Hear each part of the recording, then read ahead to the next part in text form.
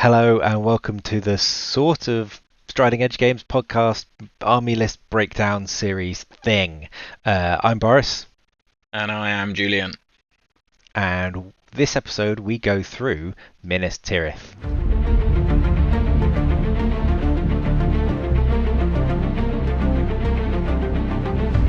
So, this is our next, latest, whatever you call it, episode of our army list breakdown series, where we go through the army lists, not the factions, of the latest edition of the game, and give you a sort of running overview of what they are, thematically what they are, how they work mechanically, a few tips on list building and how they work. Maybe a little dip into how good they are. Obviously, good is incredibly subjective, but this is not a breakdown of whether or not this is a sort of going to win you a GBHL 100 event or it's going to win you a tournament, but it's whether or not this is fun to collect and whether or not you will do okay on the tabletop. So, as we said, this episode is Minas Tirith, not Gondor. Gondor is the key word, and we have decided in our slightly strange hybrid fashion how we doing these army list breakdown videos. Jules.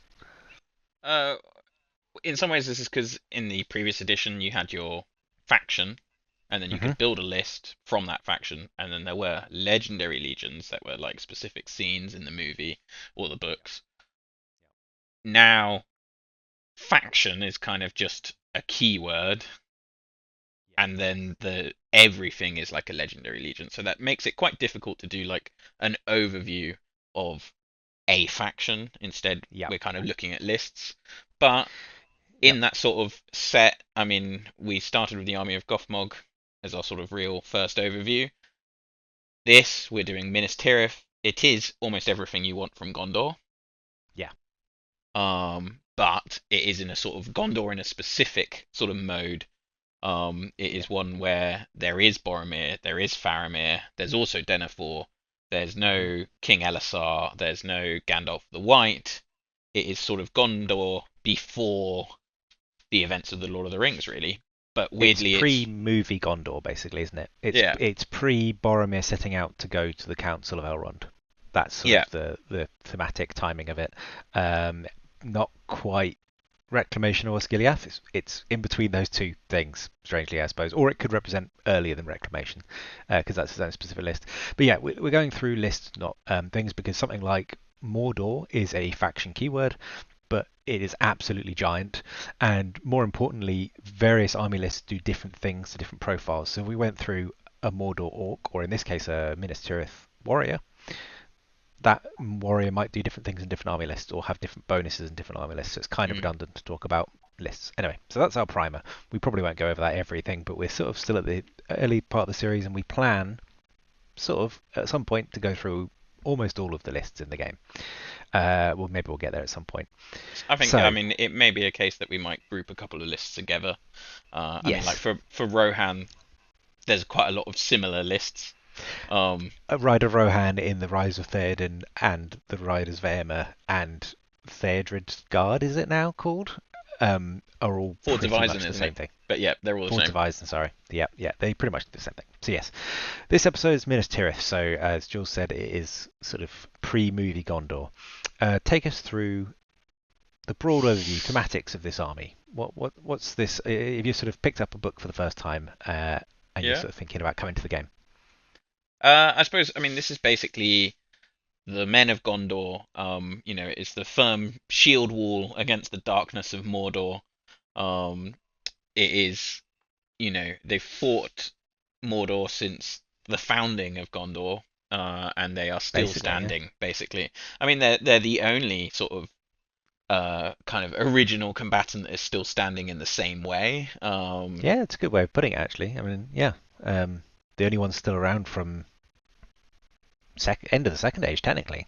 Yeah. I guess you could argue Rivendell and Linden, who are now both lists, but Yeah, but not kind of the same sort of power much that they reduced. were. Gondor is basically the Middle Earth superpower. Hmm. Um, you know, Yeah, yeah, yeah. uh, on the tabletop, um, it is a high defense, uh, mediumly high quality troops, hmm with some cavalry. and a couple of extremely good heroes. And a lot of heroes, right? We were counting this And a up, and lot you of kind of heroes, don't. yes. We're going to break it down via books in a way. So you have the armies of Lord of the Rings, where this list is featured. Then we got Armies of Middle Earth, which added a couple of characters, and Legacies, which we're also including.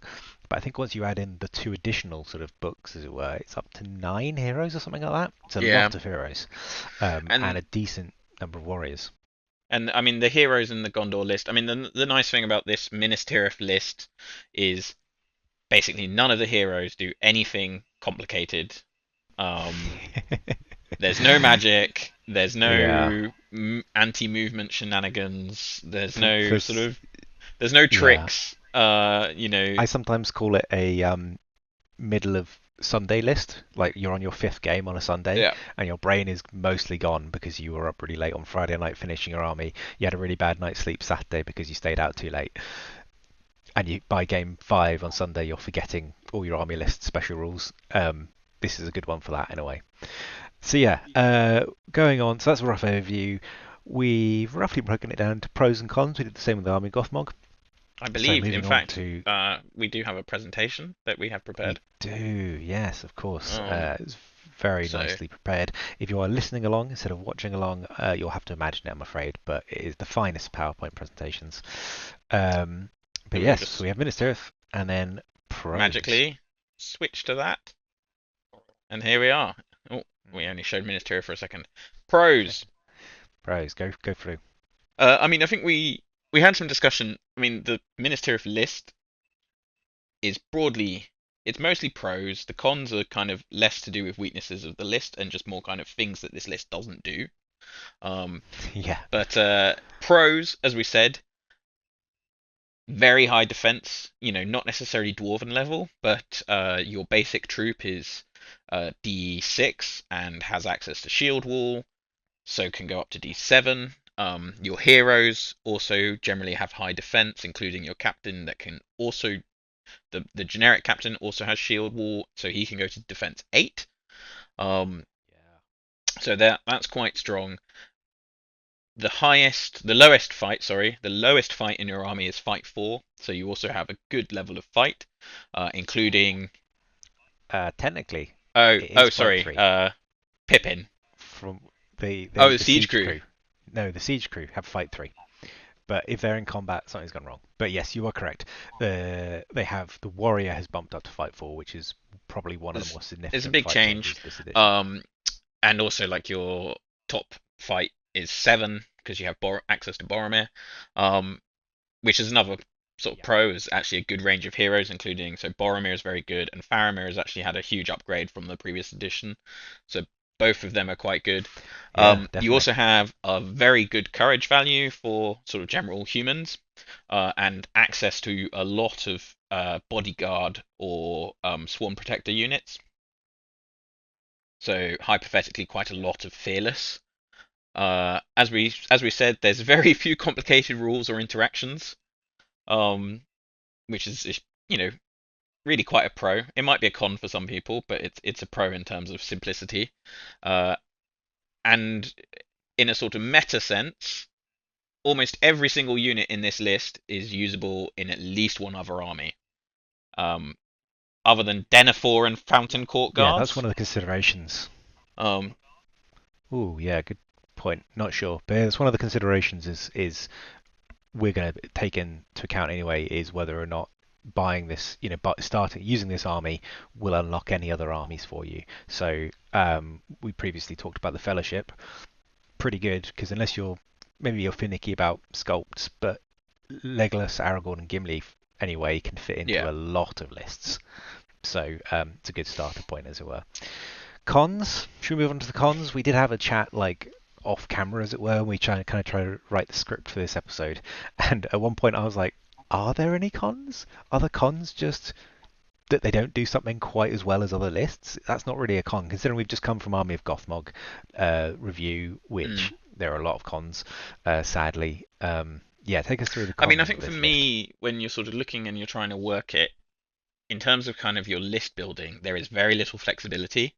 Your cheapest hero is 50 points. and your warriors are at least 9 points, and generally you're going to be spending 10 a lot of the time, which makes it quite difficult to kind of build lists beyond a sort of certain basic kind of arrangement. Um, your army special rules are good, but one of them is a one-off use. The other is kind of situational, and there is a negative rule, which is Faramir always has to charge if his dad is there. That's not really that big a problem, but it is a thing that's kind of a negative. It was worse last Yeah, edition. Faramir Seems is, much better now. much better. The other thing also I think is worth pointing out is Shield Wall is a good rule, but in certain situations it just doesn't work.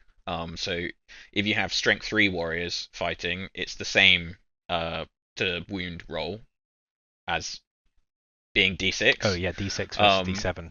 And the same thing Both with Strength 6. 4 versus D8 captains. It also won't help against things that have Strength 7. And it has been changed, so the bonus is you still keep it when you get pushed back, but you can also lose it. Yes, it is way and I better think now. Yeah, that comes yes. into your warriors being at least 9 points with a shield, that have shield wall. If you lose a couple, you can't actually afford that many, especially at low points. You could lose a couple, and suddenly it's much harder to maintain that shield wall. Yeah, I think it's much less of a con the last edition because the slight change where it's taken into account for the backing away, whereas previously it was really hard to maintain. As soon as your lines clashed and you started getting shunted around a bit and winning a fight here but losing a fight here, that maintaining base contact with 3 people became really difficult. And then after a few rounds of combat, the lines got messy and you basically discounted it. And then you were still D6 warriors, which was great. But now it's much easier to, especially if you get the move off, so you can always re-engage and shield wall, which is nice. So yeah, again, it's a con.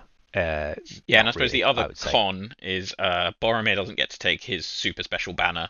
That is only for the Reclamation of Osgiliath list in the new edition. But he is still Boromir with 3 fate and defense 7. Yes, and the ability to take a horse and upgrades over the previous edition and a horn and yeah, just bonkers. He's great. But yes, he doesn't get to take the banner, although the banner is also not as good this edition. It's still a 6-inch banner, and I would argue very good, but it doesn't give you the +1 fight because that. No, but it is quite good because you win the tie on your warriors at least. But yeah, I mean that's beyond the point. Yeah, it's really true. He doesn't get the banner. It's just normal Boromir, which isn't really a con. But if you were thinking, not a con. If you were thinking, I'm going to have a bumper banner, you don't in this list. It's just Boromir on his own.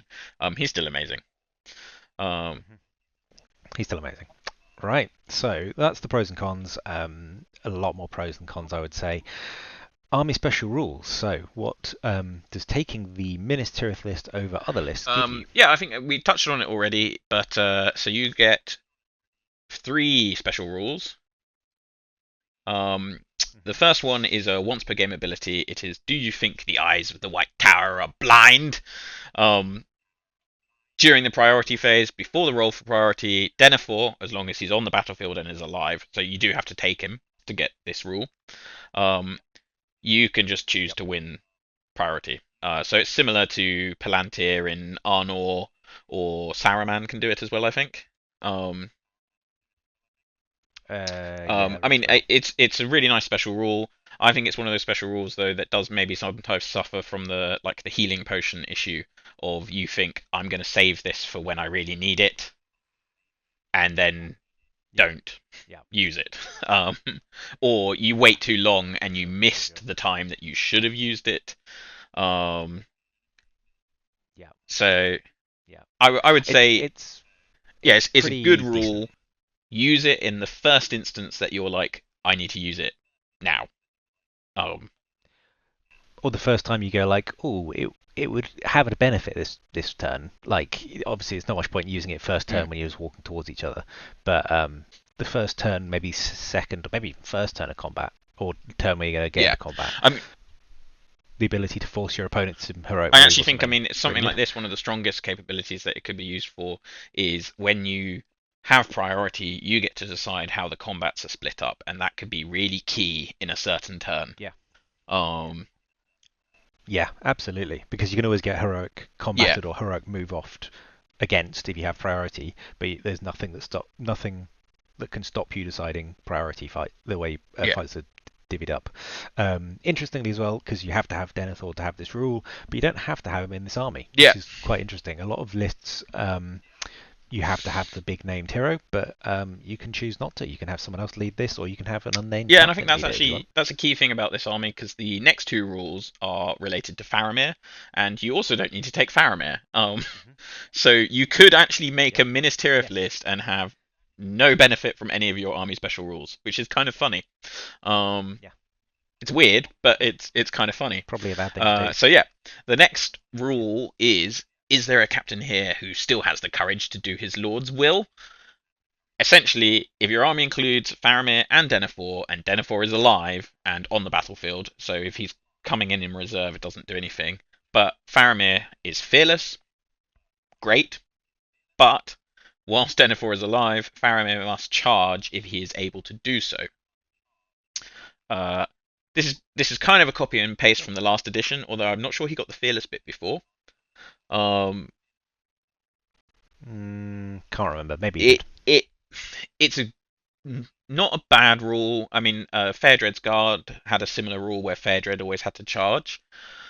There are ways around Yep. this in terms of kind of positioning. You move Faramir last, but it does make it problematic for things like heroic moves, where maybe you don't want him to charge.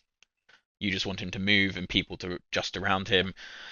It also means if you put him on a horse, you kind of have to think about that because he might go running off Yeah. to get into combat, and your men Yeah.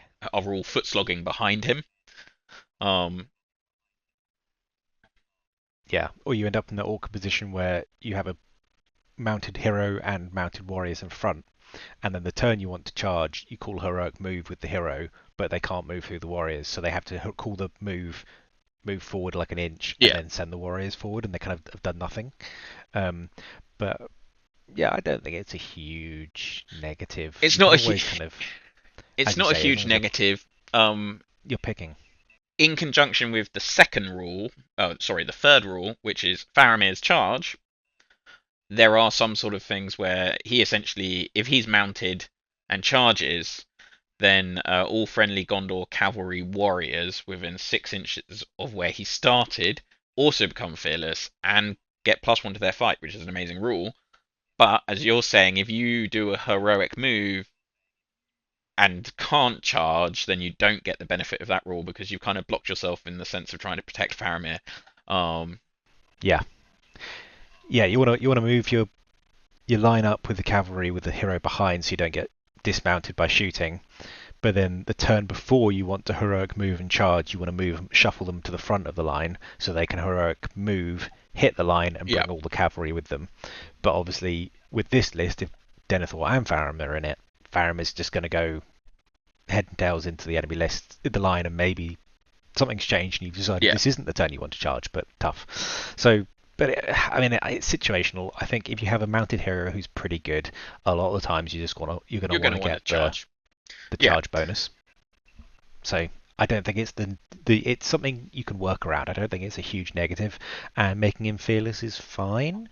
But combined with Faramir's charge rule, that's really good. Although slightly yeah. I mean, the strangely worded. wording of the rule basically means that you have to stay within 6 inches of where Faramir started his charge to get the benefit, which feels weird. Yes. uh, We were wondering if it's a slight mistype, and maybe they meant where he finishes his charge, it's then a 6 inch bubble. That would make Yeah, more sense in my mind if because they he can start bring the cavalry moving with him. within 6 inches of where he started, then they get it. Um, Yes. though also actually the way I Yeah. read it, because it's not in the move phase, it's just when he charges. If he heroic combats and then charges, it would happen again. Yes. I don't know. Potentially, but pretty cool. Yeah, bumping the Yeah, knights because they've also gone to fight 4 this edition. So bumping the knights to fight 5 normal 2 attacks on the charge, 4 on the knockdown, with a Yep. lance with +1 to wound, and fearless, yeah, I could see Faramir on a horse and a little death ball of knights doing some decent work in this list. You come up against is it Angmar or something like that, who can make the orc warriors cause terror. You just Yeah. go like, meh. It gives you the potential to have like a really strong, It's hard to stop cavalry charge. and it's And uh, it's nice that you have a really strong anvil in this army list because a long shield wall hammer. of anvil is the long shield wall of warriors, and this is the Oh hammer. right, yes. So it's nice that you have a really good anvil that you could just like lock the enemy down with, and then you have Faramir and a really strong And some knight knights to kind ball. of Yeah, cut through. yeah. I will Um, say it is all dependent. It's only for cavalry warriors, and it is only if Faramir charges while mounted. He has a standard defense for horse, and horses are in a lot more danger this edition with sharpshooter and that mhm. sort of thing. So it is this entire rule is dependent on one horse, one wound of one horse. So if he gets dismounted, you've lost the rule, which is slightly Yeah. sad, but hey, otherwise it'd be too good. I think if it was included him on foot as well, it would be too good. Yeah, I think it'd be pretty wild if he's on foot. But yeah, I mean, it's a nice little set of rules. I think, as we say though, none of them are like super impactful. Yeah. Um, they're simple, they're easy to remember. That's cool, but you don't beyond taking some cavalry and maybe taking Denethor and Faramir, you don't have to build your army that carefully to kind of you know work for particular synergies or anything. Yeah, well, as we were Um, saying, we're singing Boromir's praises in this list. The rules have no impact on him whatsoever. He interacts with the yeah, army specials in no way. He doesn't need any extra special rules, to be honest. So that's fine. Yeah, so I think overall at least decent set of special rules, but completely dependent on the way you build your list and what you want to do with the army. I think. Well, yeah. that's a good way to lead into list building. What are the profiles available to this Minas Tirith army list? Yeah, I mean, it's quite a big list, so we'll probably go through them pretty quickly. But I mean, the in terms of heroes, the first one is Mr. Denethor, the Steward of Gondor. Yep, there he is. I kind of love him because he is your cheapest hero at 50 points. Is he the same points as a captain? No, they are more expensive. Ah, Um, yes, they are. They're 60 points. oh, wrong window. Yeah, captains are 60 points. He's actually quite improved from the last edition. Um, he now has might, which I don't believe he had before, and I think he's got an extra attack, which he didn't have before. Um, Yes, he has 2 might now, and before he had 0. He's up to yeah, D6 from 5, and he's gained a fate from 0. yeah. I think His he's stat line is well. not bad for 50 points. Yeah, I mean he's fight 5. That's fine. He's strength 4, also good. As you say, he's got 2 wounds. He's got reasonable courage 5 up and intelligence 5 up, Yeah. both good. He's got heavy armor. He's got hand weapon. I mean, sure. He has heroic defense, which is a nice thing to have on your general. Yeah, absolutely. Uh, and he's able to lead Citadel Guard and Guards of the Fountain Court. Which he's the only Um, one that's able to lead Guards of the Fountain Court, right? yes, he is the only model that will allow you to take Guard of the Fountain Court, and Right. because he's a hero of valor, you can take 15 of them if you wanted to. Yeah. Um, he still has his Broken Mind special rule, which is if Boromir is not in the army or Boromir is dead, uh, then he has to take an intelligence test, and if he fails, your opponent controls him. Yeah. Um, Which. although I don't believe they can charge him, and they can't spend his might, will, or fate because that would be super mean. Yeah. Um, Yeah, I mean, like he's probably not going to be in the front line of combat anyway. So if your opponent gets to control him, they're probably just going to move him like behind your lines a bit or something. Maybe further away yeah, to take his bubble, like his courage bubble away. But like, yeah, or it's just not maybe super pull him out of reliable. formation, or I mean, the nice thing is the Broken Mind check is now on the new stat, the intelligence stat, which is good because it's not affected by things like ancient evil. Yep. Although, isn't there the befuddlement or something that does negatively I think affect there's a spell, intelligence? but yes, I think there are But more abilities that affect courage than intelligence for sure. yeah, so he's pretty good. He is 15 points more because he used to be very cheap. But this is on par with the fact that he's got 2 might and 1 fate, which usually is worth about 5 points per hero. Yes, yeah, for sure. Um, Yeah, I think he's solid. Like, unless you really don't want to deal with a broken mind for some reason, or um, I don't know. Like, yeah, I mean, in 50 this list, points. for 50 points, being able to win priority once is probably worth it. Yeah, yeah, and that's the thing. It gives you access to that. It gives you access to one of your army special rules. So it's a Yeah, tax, but even then, not really. yeah. So moving on to someone who gives you access to no army special rules is Bozza. Boromir, Captain of the White Tower, instead of the Fellowship version. Yes. He is 160 points. That's without a horse or a shield, both of which are possible upgrades for 20 and 5 points. So he can He be is the 185. Boromir. Yeah, he is the Boromir we know and love. He is fight 7, he is strength 4, he is defense 6, he's got 3 attacks, 3 wounds. He has 4 up courage, and because he has a horn, he actually has 3 up courage. Um, he's not very bright, his intelligence 5 up. And obviously, he has 6 might. Um, only model in the game that has 6 might.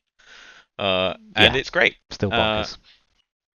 and this version also has 3 fate, which is amazing because basically they seem to value Boromir with 3 fate as being the equivalent of 65 points because the Fellowship version of Boromir is 95. Yeah, yeah, I that's. mean, I mean, yes, he does have a slightly different special rule, doesn't he?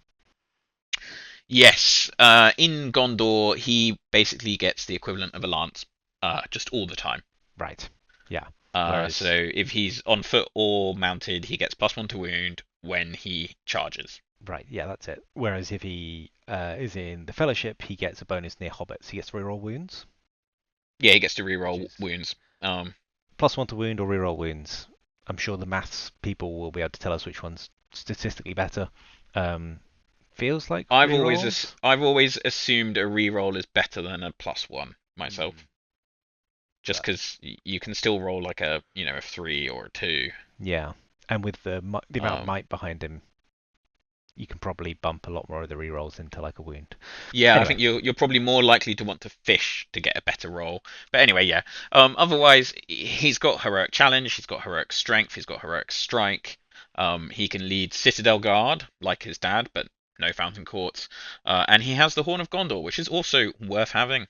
yeah, Within that point, you normally pay 25 points for a horn.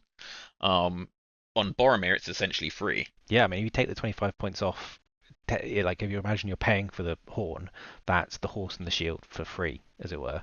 Yeah, Um, or if you had to pay for it, it would tip him over 200 points. But yeah, no banner, sadly, but I don't think he needs it. I don't think there's too much more to say. I think it's a really good one of the things last edition, because we played a lot with the Fellowship, with Quest of the Ring Bearer and stuff. Aragorn and Boromir, last edition, both just had a one-handed weapon with Strength 4, and mm, sometimes they were both fight 6, but and with Strike, yeah. so they could win the fights with 3 attacks, all that sort of thing. But sometimes you're up But against like even a defense 5 model, you were winning on 5s, and sometimes you just roll 3 dice to wound and be like, oh, 2 4s and a 1. Oh, I have to spend mm, might just to kill one model. And da, da, da. Whereas, and then Aragorn's now got a hand and a half, Boromir's got this +1 to wound. I think they've made it a lot more consistent that he's just going to blend enemy warriors, which, is what I he also kind I of should also be doing. think you're way more likely to potentially choose to use heroic strength instead of heroic strike. Yeah, Um, yeah. I have personal experience of Boromir going strength 8 and fighting a Mordor troll yeah, and just just killing him, in one flash killing turn, him. flash killing him in Yep, one turn. +1 to wound and wounding on threes, and that was it. It's pretty horrible. Um, But yes, but because he's also amazing. in the previous edition, you might have like I think Grishnak is fight 4 but has heroic strike. Yes, or I don't know if he Um, still does, but he did. but he did. So I mean, in the previous edition, you would be like, oh, I've got Boromir, but this random orc can go to fight 10 for some reason. I have done it. We Um, played a game last year in the last edition where I took Ugluk Scouts with Grishnaki yeah, and fought. I think this version of Boromir, and I think my opponent had burnt all his might because it was like really end of the game, and I had one on Grishnak, and I was like, "What the hell?" Strike, and I got to like fight 9 and won, and then Boromir was surrounded by a bunch of Uruks and got stabbed to death. yeah. But now, I mean, even if that happened, they can only go up to 7 from Fight 4, and even Fight 5 models, they're only going up to 7 on a 2 or better. Yep. So it's much less risky to not strike, and it's much more potentially beneficial to strength if you need to. Yes, or just challenge or save your might to do nasty things Yep. with. Yeah. Yeah, I mean So then we could sing Boromir's praises all days, but let's go on to the other brother. it's possibly a whole podcast. Boromir. Yeah. So Faramir, the man who has quality. From the off, He I think potentially the one of the most buffed profiles this edition. he's definitely been improved a lot. In this list, it's worth pointing out that it is not the Ranger model that you've taken the photo of. Yes, true. This is Faramir with heavy armor, um, and he's 100 points, which is 20 points more than he was before. Yeah. But still worth it. Yeah, I think so. But previously, I always felt you took him bare bones in like the Ranger Thillion, and he was okay. But if you wanted to put him in any like proper fighting list, you basically had to you had to give him a horse, you had to give him a heavy armor, you had to give him a shield, you had to give him a lance, and that was quite a lot of points. And you basically ended up about 100 points anyway. So this has just cut out a lot of the work for you, basically. Yeah, he's great basically. He's now got fight 6, which is good because some heroes that were fight 5 before did not make it up to fight 6. Yeah, sure. He still only has 2 wounds, which is a bit of a shame, but he does now have 3 attacks, which is really good. Yeah.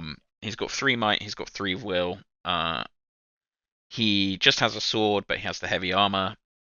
He does have heroic accuracy, which does nothing because he's lost the bow, but defense, resolve, and strike are a really good combination of heroics. Yeah, for sure. He has some good special rules because he's got leader of Citadel Guard.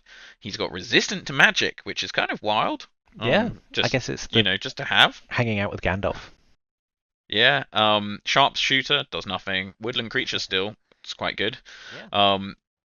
He has a new like insane special rule, which is if your army is broken, from that point onwards, he re-rolls wounds when making strikes and calls a free heroic resolve each turn. Yeah. Like it's very good. Really good. Just it basically, if he's still alive and he's there and you're broken, you've got a guaranteed 6-inch stand fast bubble every turn, unless you need to heroic move for some reason. Does it automatically occur, or you can choose to do it for free? Because presumably sometimes you might want to go, I don't want to resolve, I want to strike or move or move combat. Yeah, no, you may call it. It's just like anyone else's free heroic. You don't have to. Oh, that's really good. Yeah, I mean, yeah. So that's pretty strong. And then he also has the Wizard's Pupil rule, which is a bit of a weird one, but in the off chance that it comes up, essentially, if you win the roll for priority, but then give it to someone else, all of your friendly warriors within 3 inches of Faramir gain dominant 2. Super situational.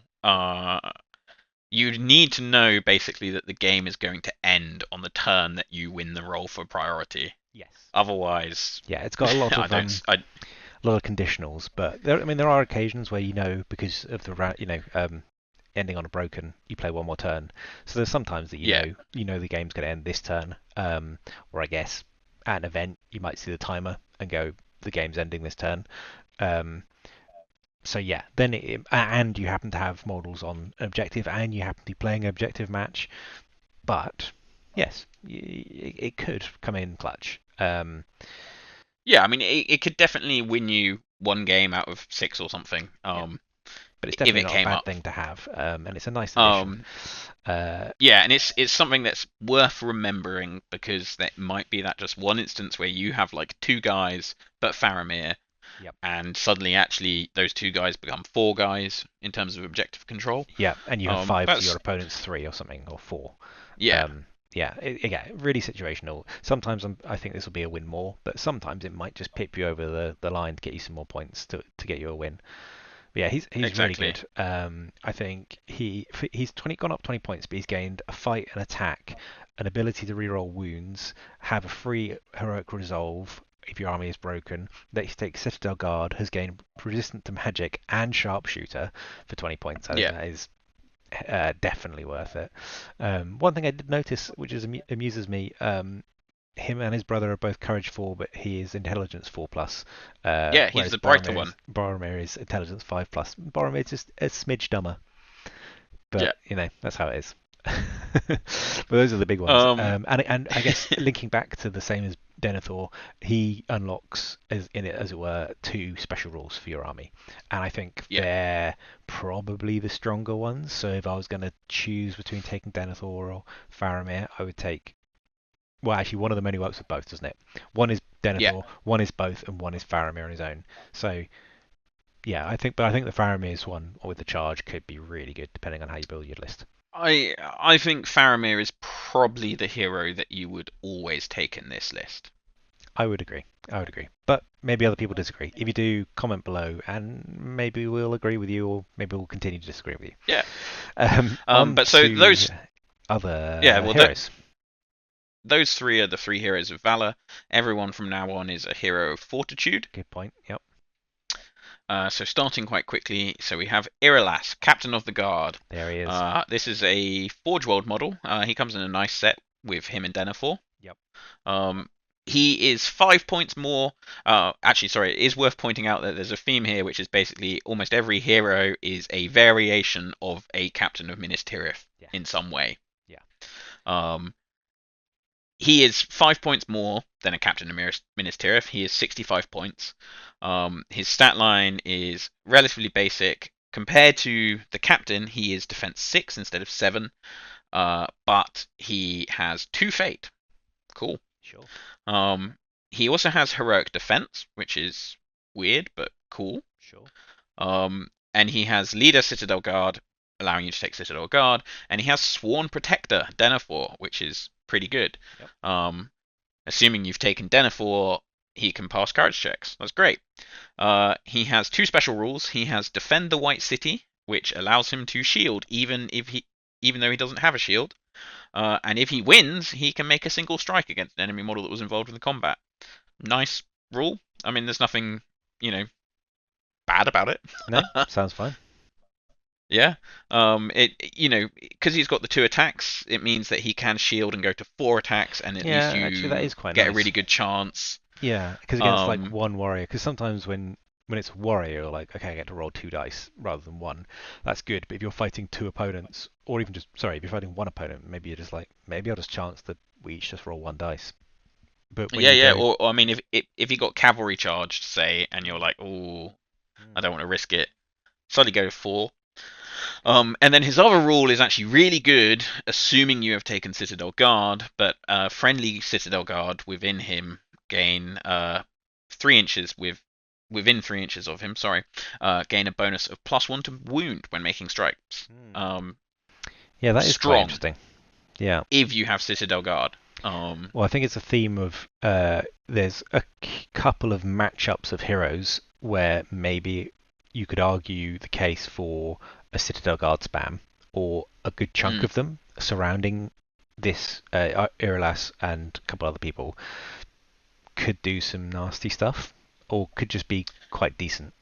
Yeah, I mean, I think if you are for some reason building this list at really low points, taking him and Citadel Guard and maybe Denethor, you could come up with some good lists because you stop worrying about shield wall, but you still have decent warriors. Yeah, and a good point. I think they come in a 2-pack, don't they? From GW, yeah, him and 3 Denethor. spears, 3 bows. Sorry, I meant him and Denethor. are a hero Oh, pack sorry, together. these guys. Yeah, yeah, yeah. So, from a list building point of view, if you decided you want to start with Denethor in the list, you have this model already, probably, unless you've got him secondhand from somewhere. So, yeah, if you're playing low points level, maybe it's worth just being like, those are my two heroes. That's about 100 points of heroes, and I'll just take a couple hundred points of warriors. Yeah. Not bad. Yep. Then they synergize nicely enough. Yeah, he's fine. Yeah. So, these are all of the heroes. Him and the Captain of Minas Tirith are all the heroes in the Army of the Lord of the Rings Yes, book. true. Yep. And then beyond this is Armies of Middle Earth, and then we have also included the Legacies, so there's quite a lot. So the Captain of Minas Tirith has increased in price quite a lot. He is 60 points now. He used to only be 50. He also has no options anymore. You used to be able to give them a horse and a lance, which was nice. Yeah, so you could have a But little captain leading a blob of knights, but sadly, no longer they are confined to being on foot. But oh well. yeah, I mean, in terms of kind of meta comparison, the most comparable other captain is a Rohan captain who has a very similar stat line and can take heavy armor and a shield to be the same defense. But a captain of Minas Tirith has fight 5 base, and he has shield wall for those 5 points more that he costs. So pretty good. I mean, this guy basically, he's surprisingly tough if you can get the shield wall proccing, and he can heroic march. He's great. He's a generic captain. Yeah, and generic captains win games sometimes. Heroic March is sometimes super key. Yeah. But yeah, not much more to say about him. So on to Armies of Middle-earth editions. The first one being Hurin the Tall. Really nice model. I think one of my favourite models in this list, just from a particularly miniature point of view. The horse version. The mounted version, which I haven't included as the picture, unhelpfully. But the horse version is lovely.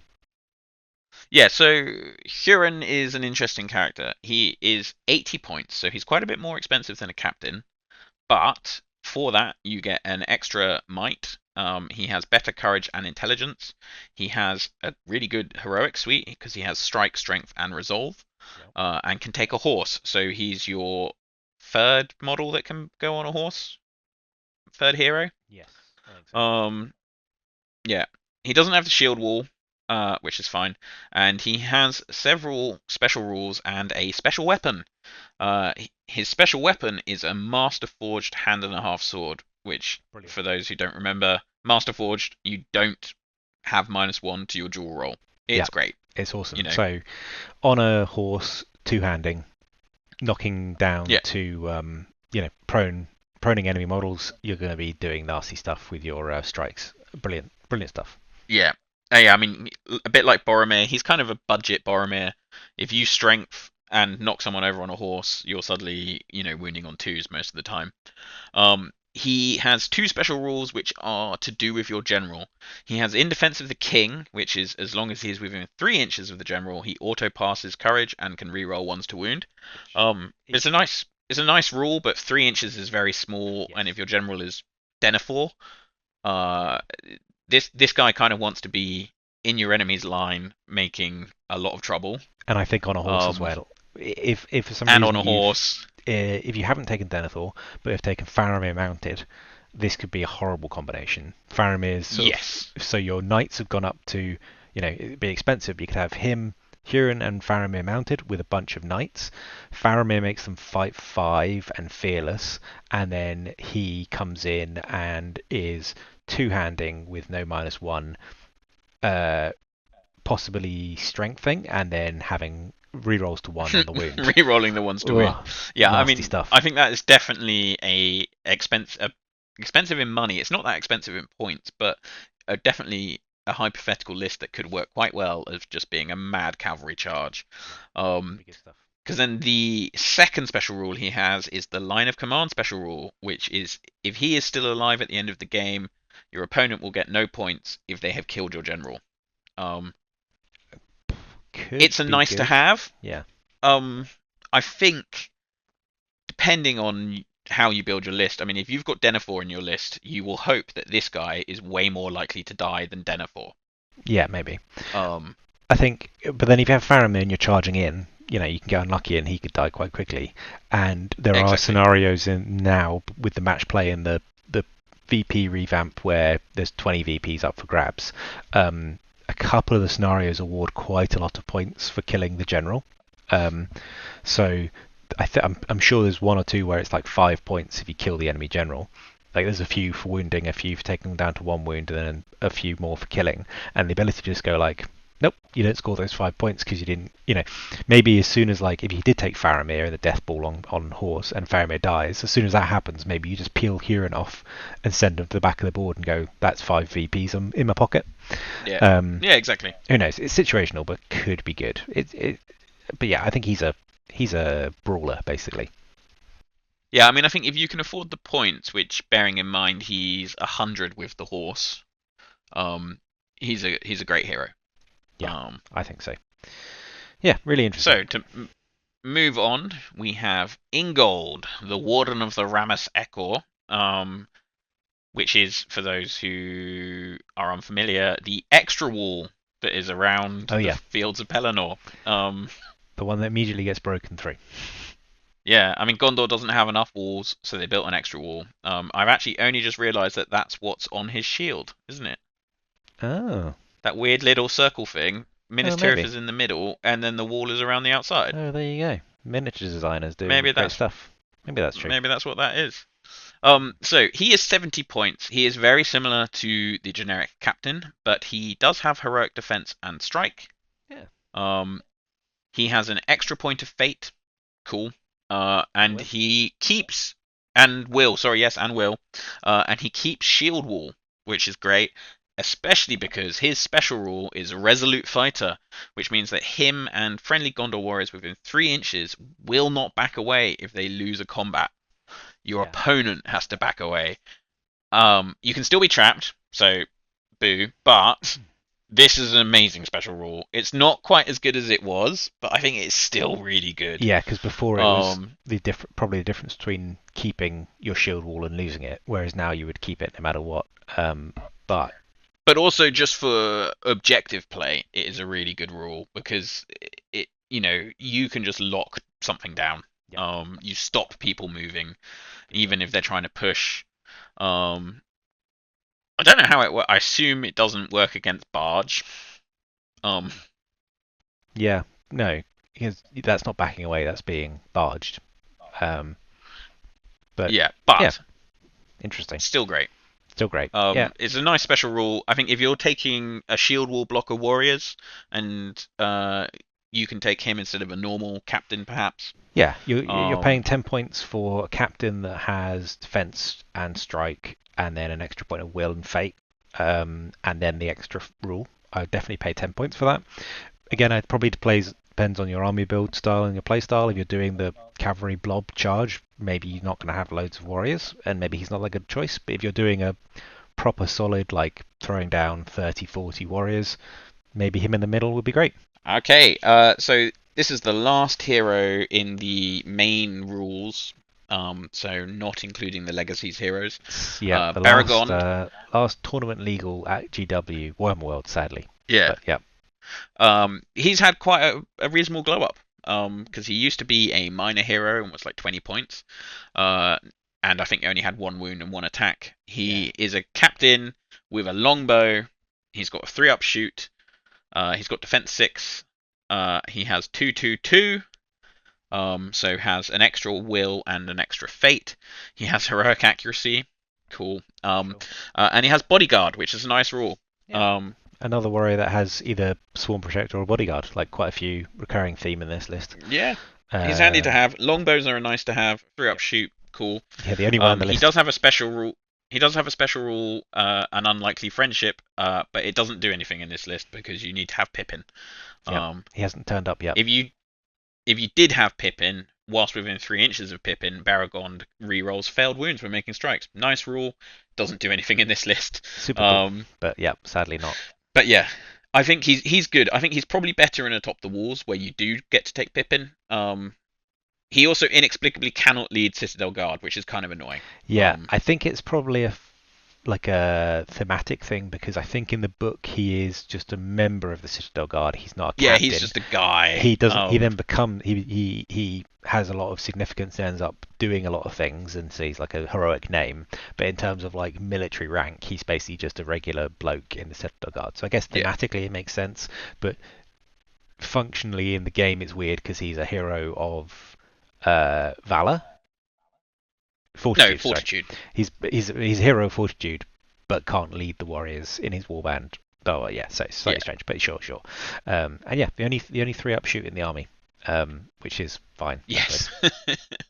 I mean, 3-up shoot is better than average, right? Yeah. Like, Yeah, I guess he but yeah, is I mean, for leading a block of Citadel Guard with bows, basically, and we'll get onto them and talk about them later. But with the heroic well, accuracy and the 3-up shoot. but he can't. Sorry, not leading. You take Citadel Guard and then you put him in the middle. Yeah, you have to do it in 2 different warbands, and it's slightly finicky. But he is for putting in a warband, putting in a group of Citadel Guard with bows, and then he's there to just shoot with them. Which, yeah, I think it's in the list of priorities in this list. It's probably a little bit further down. But if you've got loads of points to play with and you like the models, why not? Yeah, and I mean, I think that probably leads nicely into the Legacies editions. With 2 models that Which, have been bumped into legacies, sadly, but for us, we're yeah, just counting them as for us, we're counting them as they exist. We're going to use legacies on the channel for as long as we can. So the first one is Cirion, not sure how it's pronounced. I say Cirion. Cirion, each their own. Lieutenant of Amon Barad. He's also in the Quest to the West or whatever it's called, Quest to the East.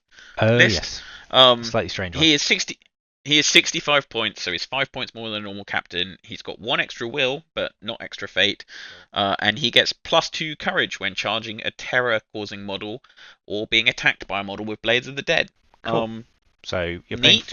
You're paying 5 points for a point of extra will, and a special rule that rarely will come up, although more likely and more common. Yeah, I think it's slightly edition. better than it used to be because, well, I mean, Terror is the same, but there's quite a few lists with Blades of the Dead now. There's more, certainly, yeah. But it's still really situational. You might take him and be like, oh, cool, I played like 4 games in an event and they never came up. Yeah. I guess, well, actually, there's a fair amount of terror, but causing enemies. But, I mean, sure, he's fine. The model's quite nice. I think it's a cute kind of old model, but he's a GW invention, I think. I don't believe he... Yeah, no, totally invented, but yeah. Other than he's cool. It's the same name as a steward, wasn't it? Is it the guy who was at Celebrant who ended up founding Gondor? Is that Cirion? Founding Rohan. Sorry, yeah. It might be Cirion, I can't remember, but yeah, he's cool. It's fine. And then this guy, the Knight of the White Tower, also sadly in Legacies. Sadly legacied. I think he's a really great model.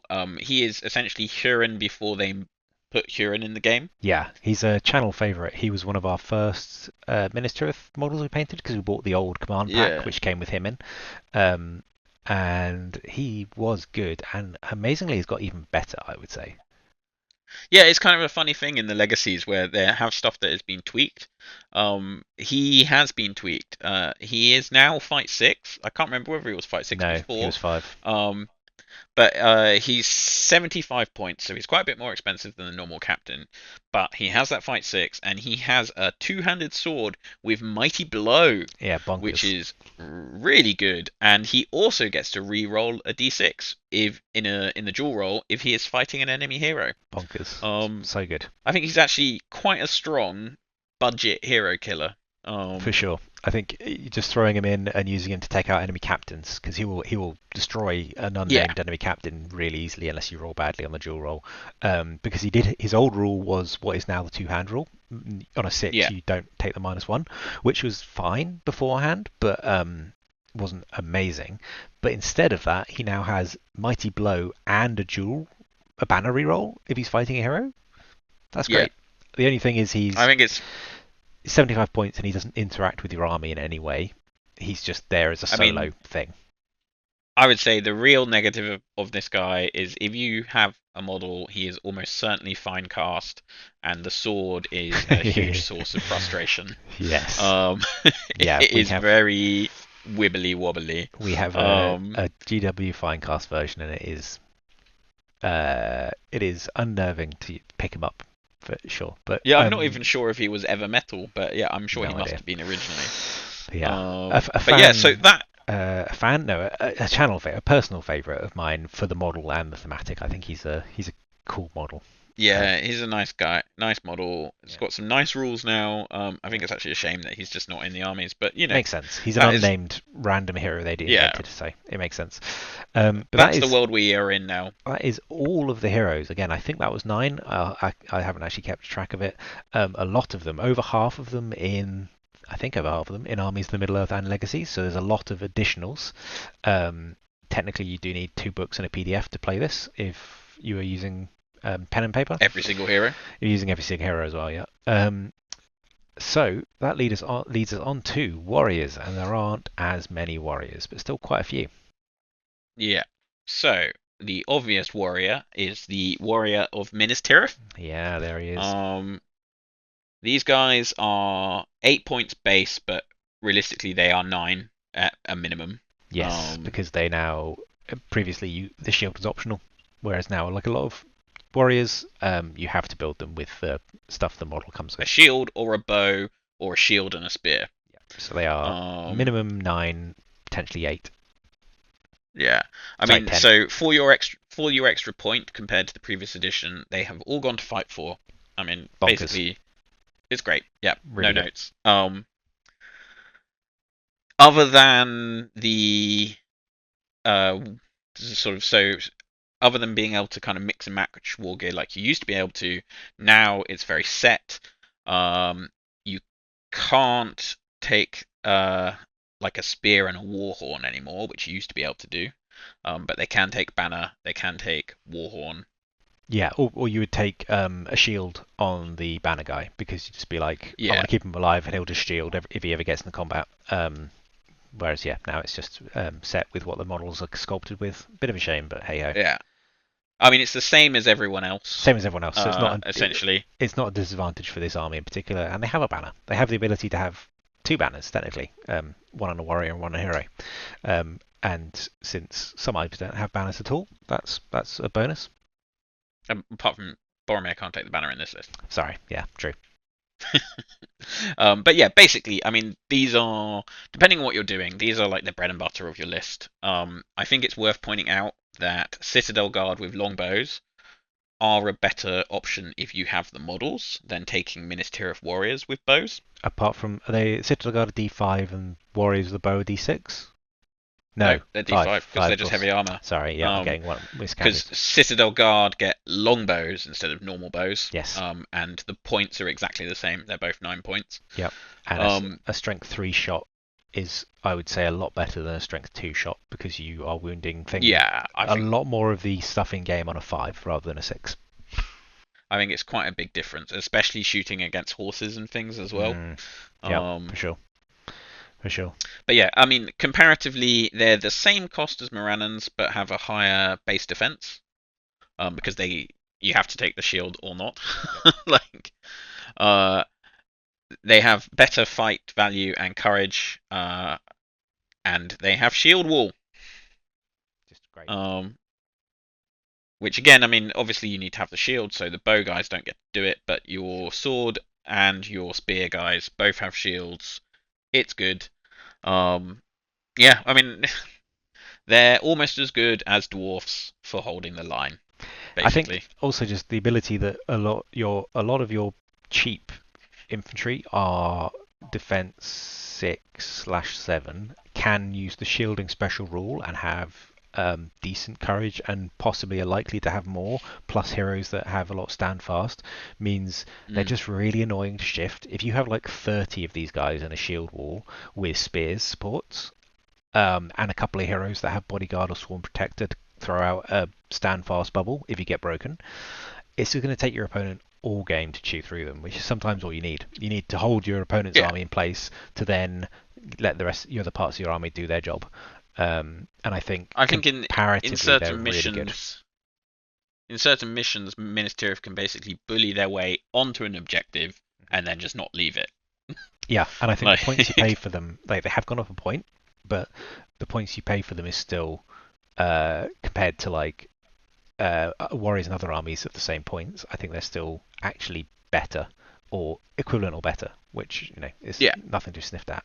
I'd say the one thematic, one negative is potentially thematic. It's cool when you've painted them all and you see them in a shield wall. But once you've played a couple of games of just like, I'm going to shield or I'm going to like support and and I'm just like going to sit in a shield wall line, it's kind of boring potentially. But maybe that's your style of gameplay. I find it kind of, after I've done it 2 or 3 times, I'm like, I'm done now. So thematically, it's not that exciting. But it's quite a grindy sort of experience, basically. yeah. But hey. But what is not grindy is our next warrior choice, which is the Knight of Minas Tirith. Yeah, horsey boys.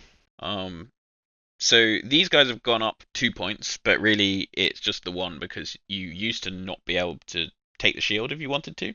Yes, you could choose to leave it off, whereas now it's baked in. So they've gone up a point. I don't know why you ever would have, really, for the point, but they've also been quite improved because they are now Fight 4. Yeah. They're and a point for Fight 4, I think, is pretty huge. Yeah. They, like all of the plastic cavalry, they can be given a banner, which is cool. Yeah, fine. They also have shield wall. Sadly, they don't get to use it whilst they're on a horse, but I mean, it does mean if they get dismounted, they can just kind of blend into your shield wall line. They can just merge in. Yeah, I mean, they're basically the same. I mean, I think it's really worth pointing out that for 15 points, I think the Knight of Minas Tirith is one of the better cavalry choices. I can believe it. Yeah, because they come with a lance. They're the same fight and defense as Rohan Royal Guard. Without the like general charge bonus, yes. Because they can, Royal Guard can go up to 5, but they are they are a point more than a rider of Rohan, but the rider has a bow, which is nice, I suppose. But the rider can only be Fight 4 on the charge within range of the general, whereas these guys are Fight 4 all the time. Yeah. And they have a lance, which is +1 to wound, which Rohan can never get. And a rider is only D5 as well. True. Yeah. So they're really strong. So they're probably, I mean, they're not as flexible as Rohan because they don't get the bows or the throwing weapons if you wanted them. Yeah. But especially in this list, they are theoretically exactly the same as Knights of Dol Amroth, who are 22 points. Yeah, that's a good point. On a horse. Yeah. They can get to Fight 5 with Faramir. They can be fearless with Faramir's charge. Yeah. I think they actually can be quite scary in this list. I think that's a really good point. For 15 points is actually, it's not as cheap as a Warg Rider, but it's relatively cheap for cavalry. Yeah, they're budget but decent cavalry. The only weakness really is that it's an unarmored horse. True, but there's not many. Oh, the fiefdom's Swan Knights, are they armored? Yeah, they have armored horses. Okay, sure. That's the main one difference. But yeah, I think they're great. Take them in this list. Take Faramir.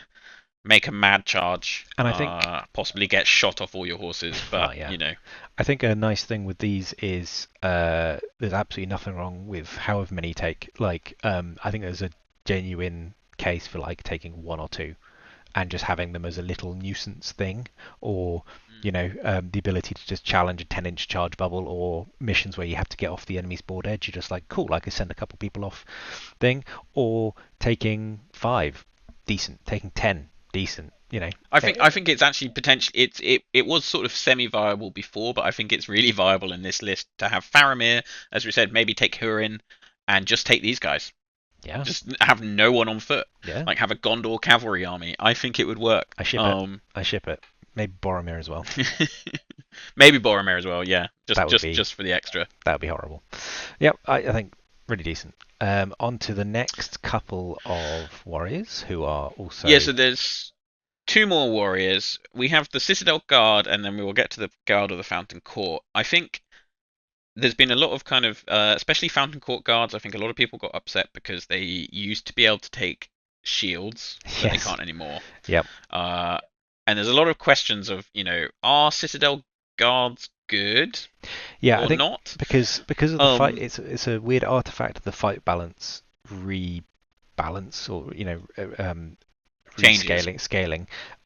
This edition is that warriors would fight 3, knights would fight 3. So you took rangers who were fight 4, which you can't on this list, or you took Citadel Guard or Guard of the Fountain Court because they were all fight 4, Yeah.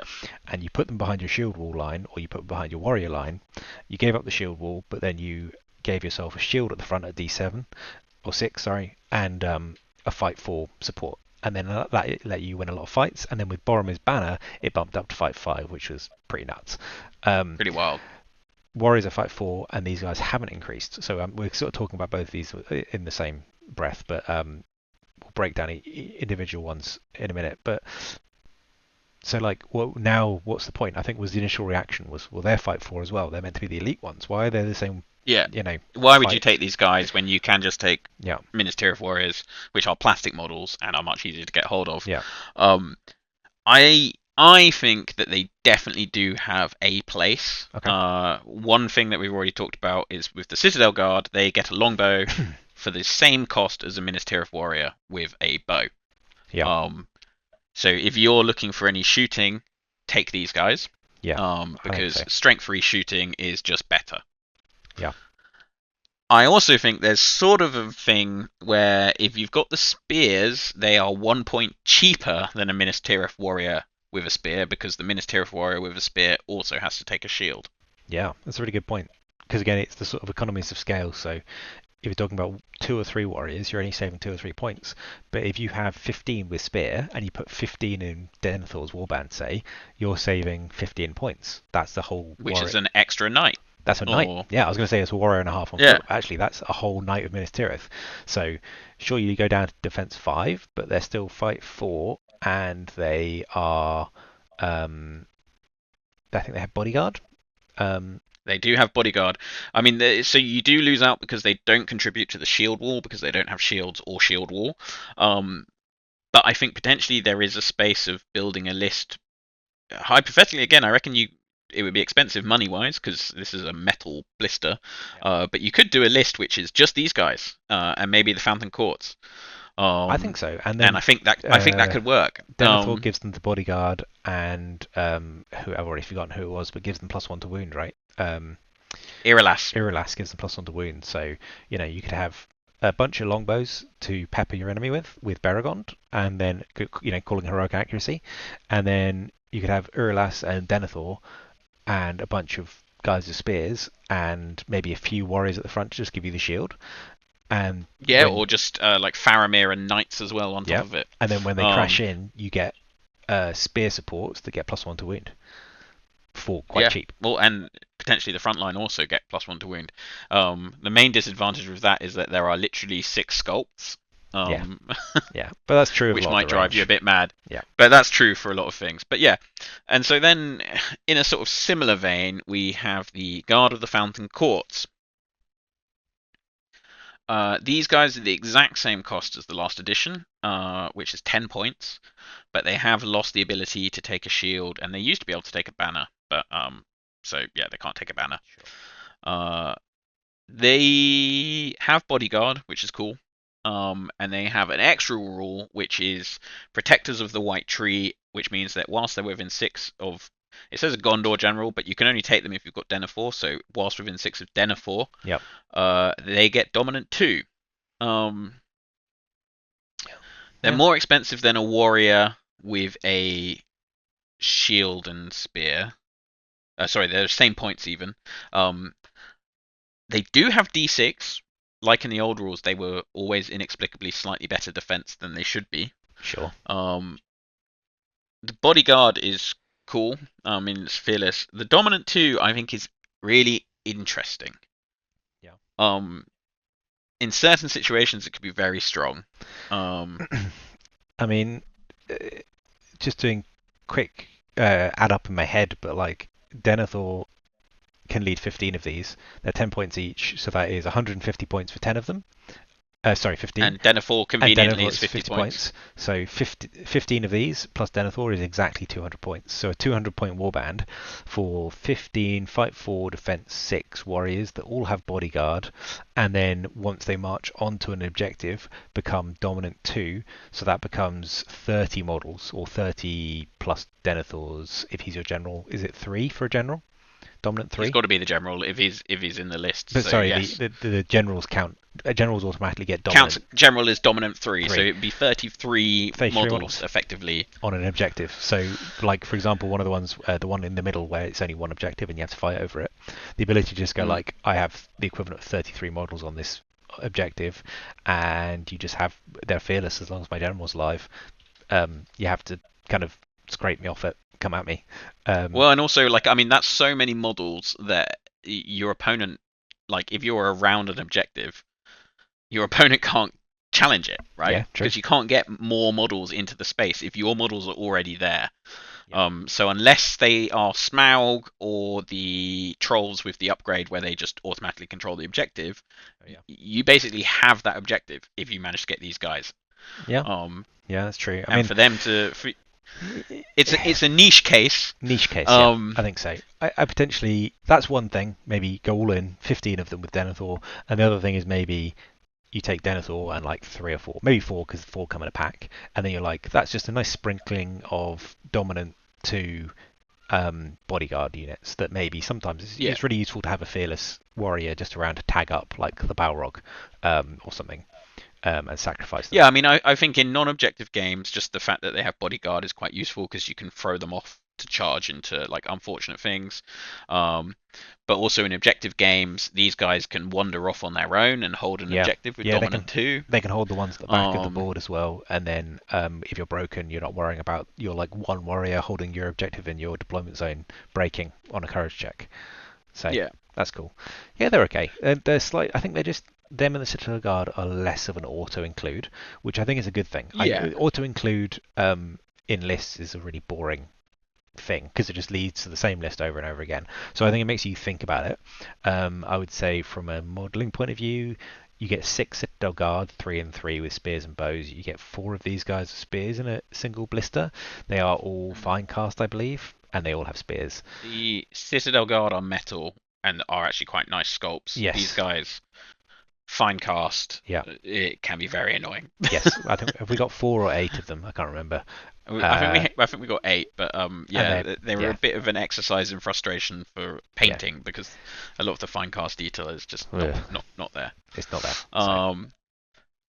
But yeah, so the only addition to the rest of the army is from the armies of Middle-earth, where the Gondor Avenger Bolt Thrower has made a comeback. It has. Absolutely. Really interesting as I wouldn't have thought it would stick around because again it's a GW invention. I think it went off sale for a little while. It's metal, yeah, I mean I think metal. this is one of your sort of favorites of siege weapons, isn't it? Yeah, I mean I haven't even used it in a game. I just kind of like the I think you like the concept. I like the concept of it. It's got way better when it was already quite good, I think. Last edition it was already decent. So yeah, because I think it's so it is 60 points, which is a 10-point increase. But for your 10 points, you get an extra crew guy. I don't think you used to get 3. You got 2, and you can pay for extras, but now you just get what comes in the box, which I think is 3 or 4 models. Yeah, I think as you already mentioned, the crew are fight free, which is kind of funny. Sure. But you know, if it comes up, at least it's a nice thematic differentiation. They're not warriors, they're. Yeah, I think that the big improvement essentially is it's gone up to 36-inch range, which in Middle-earth might as well be the whole board. That's bonkers. Like again, I don't think it needed it. Like its one slight downside last edition was it was only 24, but that's plenty. Yeah, and unlike a lot of siege weapons, there's no minimum on this. So it's pretty good. The difference of this to any other siege weapon is essentially this is just a big bow. It doesn't get sort of any splash damage or knockdowns or anything else. No scatter table either. Yeah, no scatter table. It is strength 7, which is still really good for shooting. And essentially you roll a d6 and that is how many shots you make. Yep. It's quite straightforward. You've got to roll to hit, which is going to be problematic sometimes. But you can take the Swift Reload upgrade, which is 20 points, but it allows you to roll 2d6, and you choose one of them, whatever your highest one. I think for 20 points on top of this 60-point model, it's probably worth it. Yeah, I think so. It makes them 80, but the ability to roll 2d6 and pick the highest, and then fire that many strength 7 shots at range 36 is great. I think it's kind of oppressive almost. Like, I would feel bad taking Yeah, more than one of these. I think this could be not a lot Although, of fun. saying that, I'm pretty sure a list at Ardacon recently had 2 of these in. One of the like top 5 or top 10 lists in one of the events, because they have several events. I'm 95% sure I read one of the lists and it had a really generic sort of warrior battle line and 2 Avenger bolt throwers, and it got pretty high. So I think that's fairly telling. Yeah, I mean, I think they're hypothetically quite strong. I think it's the usual thing with Middle Earth and shooting, which in my experience, shooting is terrible until it's amazing. Yeah. And then it's terrible again. It flips between the two, and it will be incredibly unreliable, basically. Although what would be funny is you take Beregond and 2 of these, and you stand him next to them and call heroic accuracy, and then fire 2d6 or d6 shots each. That would be pretty horrible. Yeah. There's a lot of points to invest in shooting, but that'd be horrible. I think also it's this thing and Boromir are the 2 kind of like psychological weapons that you have in this list. I think so. Yeah. You know, people will be wary of this. They'll be wary of Boromir. There's not much else in the list where you'd be like, oh yeah, I guess like Faramir, he's not bad, but like, he's not as terrifying. I guess like sorry, there is a fly flying around. But, oh my god. I think it's a bit like your Lothlorien list with a lot of elf bows. You're just like, it forces your opponent to come at you. Like, there's no way you can sit. The shooting is so good. There's no way you can sit and like just take it on the chin. Yeah, I think that's actually a really good point. Of in your Gondor list, say you take a bunch of tin cans and you're like, hey, great, look, I've got this unstoppable shield wall, and your opponent is like, I don't know, Minas Tirith, Riders of Rohan, and they're like, well, I'm not gonna charge it. I'm not gonna charge you. Yeah. I'm gonna dance around shooting bows at you for like 7 turns and control the objective. Yeah. This thing, you put it behind your shield wall, and you're like, come at me. Like, I'm just gonna, if you don't come at me, I'm gonna keep shooting, up to 6 shots a turn. Yep. And just do a lot of damage. Strength 7. Yep. And I can do a lot of damage. And if you come at me, then you have to engage. You know, I think it's definitely got a place in the list. I think it can take the place of actually trying to do any sort of funny shooting-y lists. Yeah, I would. If I was gonna try and build a shooty Minas Tirith list, I would probably rank taking warriors with bows bottom. I'm not sure I ever would. Citadel Guard with longbows at the middle, and then maybe these things on top. But then model.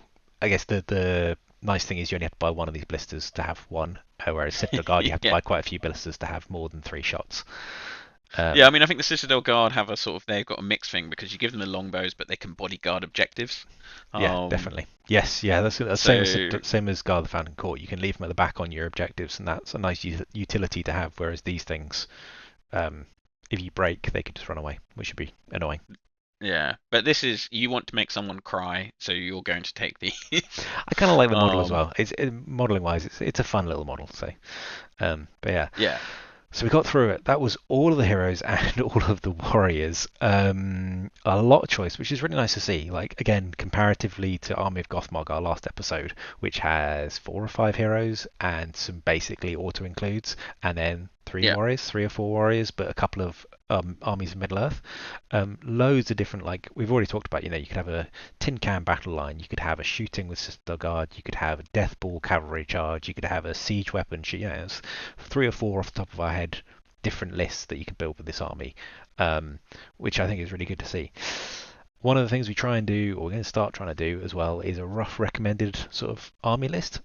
This isn't a this will win you games list. This is we've picked 500 points. As every episode, we're going to try and provide a 500 point example army list, and half of this is an okay army list, and half of this is quite an easy to collect army list. So again, with Army of Gothmog, it was 1 pack of upgrades plus a box of warriors, and that built you 500 points. So why don't we see what have we got for our 500 point list for Minas Tirith? Yeah, I mean, I think one of the things that we sort of set ourselves is you want to make a list that uses all of the army special rules. Hmm. So Yes. at 500 points, if you take Denethor, you can take Faramir, you can actually include Irolas, um, and 24 models total, 4 with bows. It's 8 warriors with shield and spear in Denethor's warband, 4 with shields in his warband. Faramir with a horse and shield. He has 6 knights of Minas Tirith, one of which has a banner. And then Irolas, he's got 3 warriors of Minas Tirith with bows. What we were thinking on this list is if you buy the Battle Host, which is a GW box set, you get the Warriors of Minas Tirith and the Knights of Minas Tirith included in that box for less than the price of buying them separately. Yep. You also get Gandalf and Pippin, but I mean, you can use them in another list. You can't use them in this list. You then just need to buy Denethor and Irolas and the Faramir foot and mounted heavy armored version, and this is £104. Yeah. It's actually quite a cheap entry list. Yeah, I'd say so. Especially if you're buying it all, full price and new, 104 quid for a 500 point list, I think isn't too bad. And the battle host gives you all your warriors, and then you buy 2 hero boxes, and that gives you a 500 point list, which I think would be a decent starting point, sort of learning how to play the army list. 2, it gives you a really good springboard into any other army lists. So you happen to have Gandalf and Pippin. There is a list called Atop the Walls, which share a lot of the same units. There you go. You've already got an Atop the Walls list. You've got a whole bunch of other lists for like things that include other armies, like Pelennor Fields or Blackgate and all that sort of thing. And yeah, like we were saying, it's we've tried to make it so. I just said I wouldn't take warriors with bow ever, but we've put 3 in a warband with Irolas, but that's because you have 8 and 8 and 8 swords, spears, bows in the battle host. It's one of the warrior boxes. So to give you, I mean, I would say if you're feeling a little fancy, you could maybe green stuff capes onto your bow guys, and now they're Citadel Court Guards. Yes, I think that's a really decent one to do. I mean, maybe you can get like those Lego little fabric capes. Yeah. Just make those and just stick them on your bowmen. Like really thin muslin cloth and then dip it in PVA, I think is an old modelling thing, and then quickly glue it on, or super glue it on and then drench it in PVA and it kind of dries hard. Either then, yeah, I would happily. I think that's a completely fair, because the Citadel Guard basically have the same warrior helmet. It's just they've got a cape on. Yeah, and they do have like robes which the armor is overlaid over, which the warriors don't really have. But that's a real minor detail. Yeah, I don't think you could also you could convert one of the warriors with a sword into a captain by, I don't know, painting a little bit of gold on them or just making them look a little fancier. Put him on a rock. There you go, captain. Put him on a rock. He's there you go. But yeah, so I mean, it gives you just, I mean, the battle hosts in general. It's a shame there's only really 4 of them, but and one of them, I haven't seen the Rohan one available to buy for a while. Yeah, I guess the warriors are out of date now. Yeah, that'd be interesting. But I mean, they're good value for money in terms of getting into the game. They're a bit weird, some of them, like the Isengard one in particular is kind of curious. I mean, they all are a single plastic hero, modern plastic hero, and 2 boxes of warriors, aren't they? That's their footprint. That's their blueprint. Yeah. And this is a box of warriors and a box of knights, which is perfect, because if you buy this battle host, that sets you up for, I would say 500-600 points. Beyond that, you might need more warriors, more plastic warriors. But yeah. Yeah, I mean, if you paint up the contents of this box, yep. I mean, 16 warriors of Minas Tirith with shield and spear and shield. We'll ignore the bow ones for now, but that's a really good basis of a lot of Minas Tirith lists. I think it's really good. And £104 at full price. If you happen to inherit anything from friends or find second hand, it could get significantly cheaper, which is really good to see. Look on eBay or whatever you find. It's not a is it Champions of Erebor? No, what's the one with there's somewhere it's like every single troop is a really expensive like Forge World miniature, like Bjornings maybe. Or no, I think it's the Finecast ones that are particularly expensive. I mean, if you're Yeah. taking Lake Town, you're just going to spend a lot of Oh money yeah, on geez, yeah, bad resin. yeah, yeah, Um, yeah.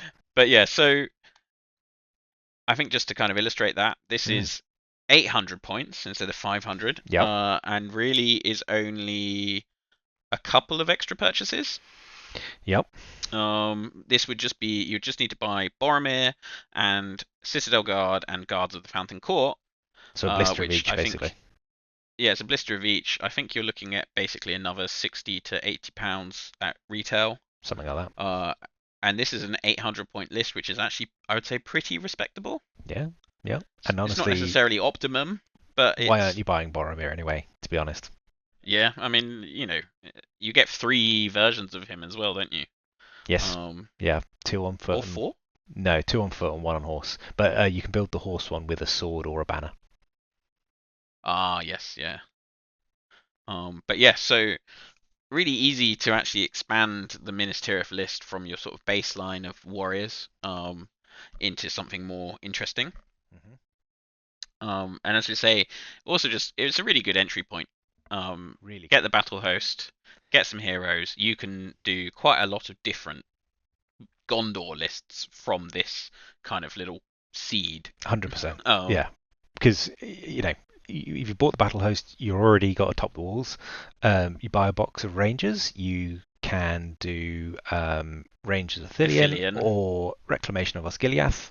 You don't have to take the Osgiliath veterans, but in fact, maybe you don't want to. Maybe that's a sore point. But uh, then you also have all the lists that have uh, Gondor warriors mixed into them. So things like, is it Defenders of the Pelennor, Defenders of the Men of the Pelador, West? Men of the West. Um, There's the Strange Expedition to the East one. There's a few of them. So if you have, we were talking about this a while ago. We've got a box with like 24 or slightly more Gondor warriors just painted up and based, and it's a really useful box to have because you can just go, oh, we need a warband of Gondor warriors for this list. Cool, already done. So I think it's a really good starting point for your hobby, and it's a really good starting point for your gaming, and it's a really good starting point just for sort of checklisting, getting stuff yeah. completed. So yeah, I think that's really good. Overall, what are your sort of closing thoughts on this Minas Tirith list? Not Gondor as a faction, Minas Tirith list. I actually think that this is a really like if you were unsure and just wanted to kind of learn to play Middle Earth, this is a really good list to start with. I would say so. Um, Much more than Army of Gothmog, and potentially more than the Fellowship, who are our two yeah, previous I mean, I episodes. think the big thing with the Army of Gothmog is you might take that list and think like, oh yeah, these guys are going to be really good, and you might get really disappointed. Spoilers if you Um, haven't watched the episode. but the Minas Tirith list. I mean, I think the thing is the all of the sort of options you can take within Gondor armies are theoretically all just they're just decent. Like Minas Tirith warriors are good for the points. They're decent. Um, and this list just kind of layers on a couple of nice rules to have. Um, Yeah, I think so, 100%. I don't think you missing out any of the army special rules will lose you any games, whereas some armies that is definitely the case. mm. Yeah. And Well, yeah, yeah. I think that's that. I think yes, we've definitely waffled on for long enough. Hopefully that was of use to any of you. We will be coming back with more of these army art list overviews, hopefully pretty sharpish. As we've said before, you can listen along online on our Spotify account. Head over there if you aren't there already, or watch online on our YouTube account and go over and subscribe there. Jules, where can people find us if they want to follow us? So we do have an Instagram and a Twitter and a Facebook page, which are all available under Striding Edge Games. Mhm. And we also have a new Discord channel. Well, it's not that new now, but yeah, Yeah. come and join us on that. We've got quite a few sort of like-minded individuals. Some really nice painting ideas. We put a few sort of sneak previews and sort of stuff about what Yeah. we're working on. So yeah, just come and find us. That is Yeah. available. It will be in the links below Yep. on Yep. this. I'll put if I remember to do Um, my job right. Most recently, we have a Patreon as well. People asked if there was a way to support us, so now there is. The main benefits are if you'd like to get all of our content early, at least a week early, if not more. You can subscribe to any of the tiers. You can also just join as a free member and you get kind of little snippets and tidbits. If you are a paid member, you get a special Discord rank and channel if you fancy, if you are in our Discord. But yeah, the main thing is you do get early access to other content and little sneak peeks and all that sort of thing.